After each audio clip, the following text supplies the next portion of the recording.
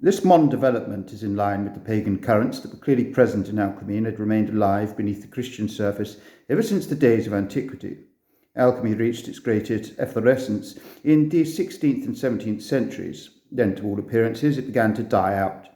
In reality, it found its continuation in natural science, which led in the 19th century to materialism and in the 20th century to so-called realism, whose end is not yet in sight. Despite well-meaning assurances to the contrary, Christianity is a helpless bystander.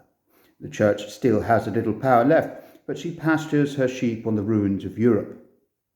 Her message works if one knows how to combine her language, ideas and customs with an understanding of the present. But for many, she no longer speaks, as Paul did in the marketplace of Athens, the language of the present, but wraps her message in sacrosanct words, hallowed by age. What success would Paul have had with his preaching if he had had to use the language and myths of the Minoan age in order to announce the gospel to the Athenians? We overlook the unfortunate fact that far greater demands are made on present-day man than were ever made on people living in the apostolic era. For them, there was no difficulty at all in believing in the virgin birth of the hero and demigod, and Justin Martyr was still able to use this argument in his apology. Nor was the idea of a redeeming God-man anything unheard of, since practically all Asiatic potentates, together with the Roman emperor, were of divine nature. But we have no further use even for the divine right of kings.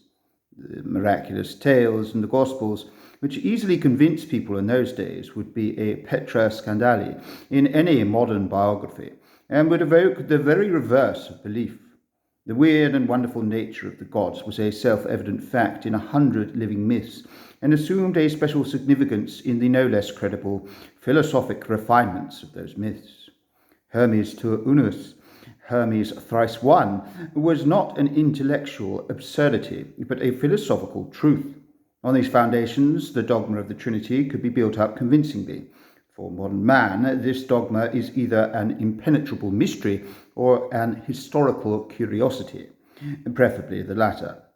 For the man of antiquity, the virtue of the consecrated water or the transmutation of substances was in no sense an enormity, because there were dozens of sacred springs whose workings were incomprehensible, and any amount of chemical changes whose nature appeared miraculous.